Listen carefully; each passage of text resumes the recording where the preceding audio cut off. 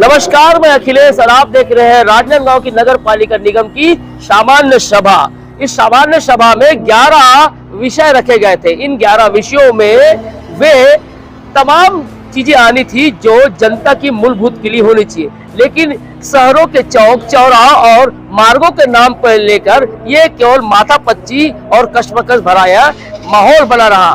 खैर, कई लोगों ने इस माहौल को मारपीट भी बताया, लेकिन दोनों ही पार्षद से जब बात हुई तो ये बिल्कुल भी इस बात से वो दरकिनारा मतलब बोल दिए साहब कि ऐसे कोई बात नहीं थी, केवल झूमा झटकी हुई। चलिए हम अब सामान्य सभा के आते हैं, इस पर महापौर जी ने क्या कहा और नेता प्रतिपक्ष सहित वरिष्ठ पार्षद पारस वर्मा ने क्या कहा। सभा की हम दूसरी और भी खबरें आप तक पहुंचाएंगे। बहरहाल वो स्क्रीन पर आप देखें जो आप देखना चाहते हैं कि सामान्य सभा में जो 11 विषय है वो स्क्रीन पर आपको दिखाई दे रहा है। ये स्क्रीन पर देखिए वो लिस्ट जिस पर वो 11 विषय लिखे गए थे। नमस्कार, मैं कविता, आप देखना स्टार्ट कर चुके हैं ओनली नेशन। आइए सामान्य सभा में पार्षद जी से बात करते हैं। जी बताइए कि आज सामान्य सभा में क्या 2 दिन से चल रहा है सामान्य सभा जो चल रहा है 2 दिन से, केवल विषय को घुमाया जा रहा है, या शॉर्टकट ये कह सकते हैं कि गोल गोल रानी इतना पानी। कुल मिला के वही विषय कुछ भी स्वर्गरत लाया जा रहा है। जो निःशुल्क था उसको फिर सदन में लाया जाकर निःशुल्क करेंगे। कल चुनाव मुद्दा और चुनाव भाई है, आम जनता के हित गए कि कुछ नहीं है।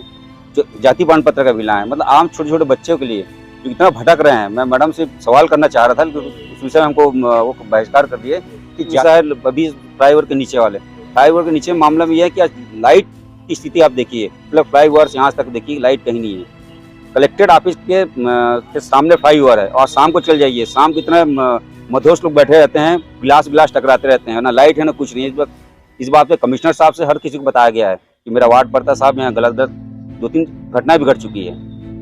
इस विषय पर आज तक कोई कार्रवाई नहीं की है। फिर वो लाए हैं कि समाज सभा में अब बोल रहे हैं कि उनसे शुल्क लेंगे। मैं बोलूँ उनसे शुल्क क्यों लोगे भाई? जो छोटे मोटे धंधा लगाना है, फ्लाईओवर सिंपल संपत्ति कर लो उनसे। फ्लाईओवर इतना बड़ा बनाया है, संपत्ति किसी के भी नगर निगम क्षेत्र से गुजरा है, उसको संपत्ति कर लो, आप उनसे लीजिए। और छोटे छोटे कर्मचारी को ठेला गुपचुप बेचा रहे हैं, कोई 4 दुकान लगाए हैं, कोई मोटर मैकेनिक है, हवा पंचर वाले, उनसे आप संपत्ति शुल्क वसूल करना चाह रहे हैं। हमारा कहना है उनसे ना लेके सीधा फ्लाईओवर से लीजिए संपत्ति कर, यहाँ से वहाँ तक है, पर संपत्ति कर समिति कर जो लेना है अब उनसे लीजिए।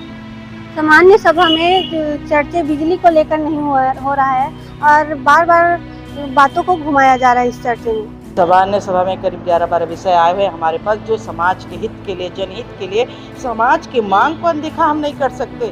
समाज की मांगों को हमने रखा है, विषय रखा है चौक चौराहे का नाम का, और जिस पे हम सबका समर्थन चाहेंगे और निश्चित रूप से मिल भी रहा है। रही बात हमारे पार्षद साथी की, तो उसकी प्रक्रिया अलग है, एसडीएम से लेके वहाँ तक है। हम अपनी बात, साथी की बात एसडीएम साहब से चर्चा कर सकते हैं, और चूंकि वो सड़क चौड़ीकरण का मामला है, जब तक एसडीएम की टीम नहीं रहेगी और लोग नहीं रहेंगे तब तक ये प्रक्रिया नहीं होगी। कहीं न कहीं वहाँ हाई कोर्ट में वो केस पेंडिंग है और उसके कारण या और कुछ रास्ते हैं जो कहीं निकाल नहीं पा रहे हैं। निश्चित रूप से चर्चा करके रास्ता निकाल सकते हैं, और हमारी साथी की जो आवाज़ जायज़ है और उसका बैठना भी जायज़ है। नहीं, देखिए चौक का नामकरण हर जगह हुआ है, कैसे एक नहीं, महाकाल होने से ऐसा नहीं है। ये सर्वधर्म के लिए, सजावट के लिए खुला है और इसी पे कोई रोक भी नहीं है। वो जो विषय था, जो चर्चा में था, वो अलग विषय था। चौक निर्माण होने के बाद आज राजनांदगांव में कोई एक चौक नहीं है, हजारों चौक है, अभी तक बनते आ रहे हैं, और सब पर सभी समाज का अधिकार रहता है। निश्चित रूप से सभी समाज का अधिकार रहेगा। और चौक का नामकरण आज 1 साल पहले का है, चुनाव के पहले का है, क्योंकि चुनाव आ गया, आचार संहिता लगी इसलिए। और उसमें मेरे ख्याल से करीब 150 से 200 लोग उपस्थित थे, उन्होंने अपनी मांग रखी थी और उसके लिए वो सर्वसहमति से ये आया था। और चौक चौराहे का निर्णय लेना महापौर परिषद का काम है और हमारी टीम का काम है।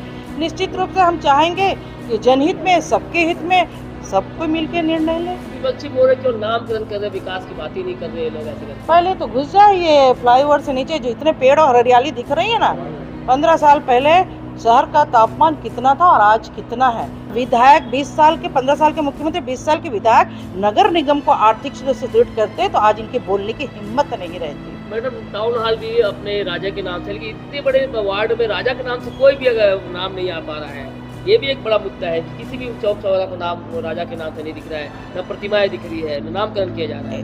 देखिए, मांग आने पे हम निर्णय लेते हैं। मांग आएगा तो हमारे पास अभी और सही है, मैं निर्णय लेंगे।